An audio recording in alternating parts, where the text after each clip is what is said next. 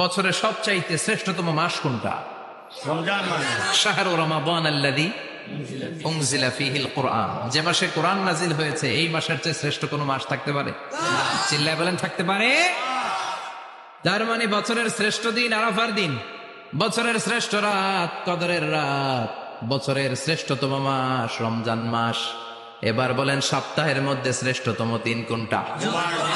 বিশ্বনবী বললেন সাইয়্যিদুল আইয়াম, leader of the all days in the week. সপ্তাহের যতগুলো দিন আছে 7টা দিনের সর্দার হচ্ছে ইয়াউমুল জুমা, জুমার দিন। চিল্লায় পড়েন আল্লাহু আকবার। আদম সৃষ্টি হলো জুমার দিনে, দুনিয়ায় নামিয়ে দেয়া হলো জুমার দিনে, তওবা কবুল করে নেওয়া হলো জুমার দিনে, রূহ কবজ করা হলো জুমার দিনে, আবার কিয়ামত সংগঠিত হবে জুমার দিনে। পড়েন সুবহানাল্লাহ। আবার বিশ্বনবী বললেন আর রমাদান ইলা রমাদান, এক রমজান থেকে আরেক রমজানের মাঝখানে যত গুনাহ হয় মাফ করে কে?